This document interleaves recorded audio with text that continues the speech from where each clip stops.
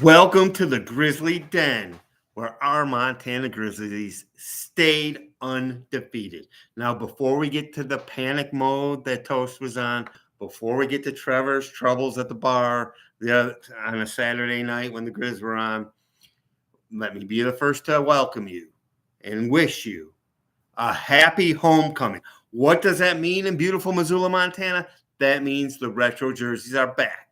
The burnt copper and gold, and they're going even way back with the bear on the side of the helmet. And we all know that is one sexy bear on the helmet of the Montana Grizzlies.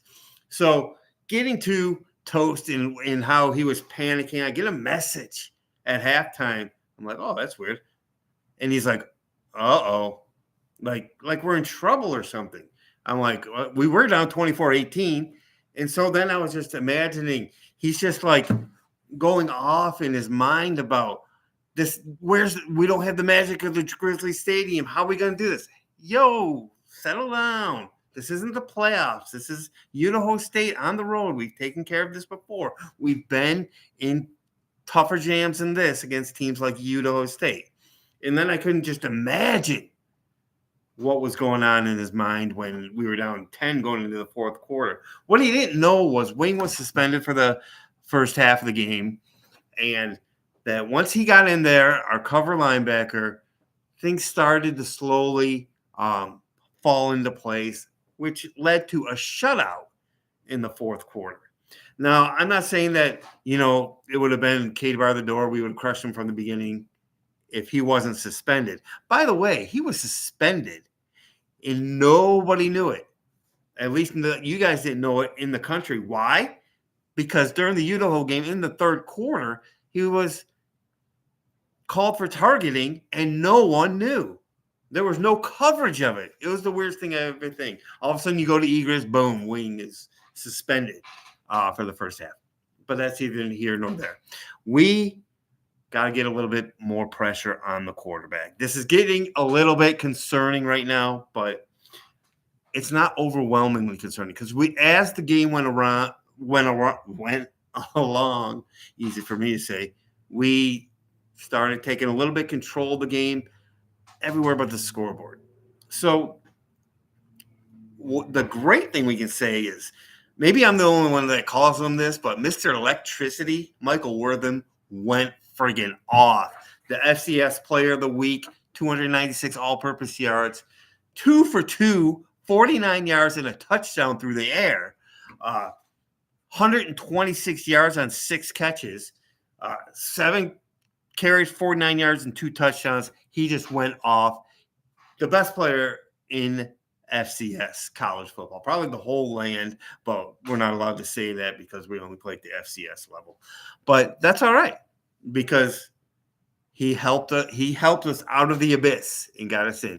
Now Gilman, the best running back in the country, obviously. He was stoned, and he was stoned at the line of scrimmage. Not stoned like me, stoned at the line of scrimmage.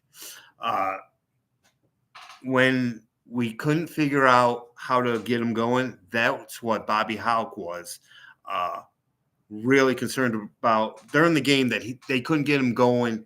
And that was on the coaching staff. Like, they took it. It's like, we should be able to figure that out, But it looked like, as a layman, just, going just line buck right up the middle, nothing. But they got it going in the fourth quarter that complemented the great Kali Ayat. Never going to get that name right. But so we really we had things going throughout the whole game, through the passing game, which was just elite because it is the best in FCS in the country, obviously. But so we got things moving and we kept scoring. So, to stay in the game. Now the big key was 17-10, and we scored, and we went for 2. We didn't just line up and go for 2. We just, lined up as you're going, like, let's see what they're doing, and then we come back to kick it. But we didn't. It was wide open. Boom. We were up 18-17. And then, despite being down 38-28 going into the fourth quarter, you knew, boom, touchdown. easy stop, touchdown. Now they did come back and come down to their 22-yard line, but you just had this feeling it's like this kid's not going to beat us. He's just not. And winning this type of game is just more of a confidence builder. People like to go off because they're haters. When they hate a team and a team beats a lower caliber team, but just barely, they go off on it. Why should Montana be ranked number 4th? You know why Montana should be ranked number 4th or even number 1? Because they're the only team in the country to beat 2 teams ranked in the top 13 at the FCS level. Yes, North Dakota is still winning, 13th in the country. Idaho, number 11 in the country. So we're as good as anyone out there, and we will get our shot at taking them down. Now, this Cal Poly team, they can pass, but sort of. They had their number 3 quarterback in there, and their number 1 quarterback who got hurt in, I want to say, the Stephen F. Austin game. He got hurt in that game, and he's a transfer from Pitt. You know, what people need to realize is it's up to Montana. Every game this year before the Brawl of the Wild, Montana gets to decide who wins. It's all about – they can raise their level all they want, put down their level all they want. Montana's the better team and going forward. Now, Cal Poly played currently 6th-ranked UC Davis, Big Sky School, pretty well. Now, it was 34-27, but that touchdown did cut it to 7 at the end of the game. So it's like, with 2 minutes to go. But still, you're in the game no matter how you slice it. You get within 7, you're in the game. And this is a team that went on the road to Sauk State and beat Sauk State or 32-24. And Sauk State was ranked 21st in the country. And for those of you who are not quite in mid-season Griz bandwagon area, Sauk State is obviously Sacramento State, which brings me to a huge point. Sacramento State, we play Sacramento State 2 weeks from the airing of this video on Friday, October 24th. So check your local listings because, the Sauce Network will be airing a great preview video like this one for the Sauk State game. But it will not be on Friday. It probably won't be on Friday unless it's really in the afternoon. Granted, they do play late, but you're going to want to make sure you get your knowledge and Griz hype ready for what's coming when we go to Sauk State and get their best effort. But that's in 2 weeks. We don't want to look past anyone. In Cal Poly, 3-3. 1 was to FAS Utah, so that doesn't even count. So this is a pretty good football team. No one's going to come into Washington Grizzly Stadium this year and get a win. They're just not, and we all know that as Griz, as a Griz Nation, Kyle style. But so Montana, they got Cal Poly can throw the ball, and when they bring in different quarterbacks, because they play 4, they can bring in different quarterbacks with different styles.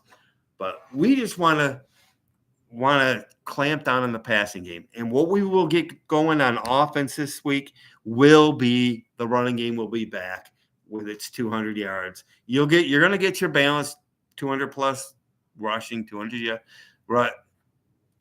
yards passing, easy for me to say. And we're going to get the job done and move on and come back here and get ready for Sacred State. Sacred Heart.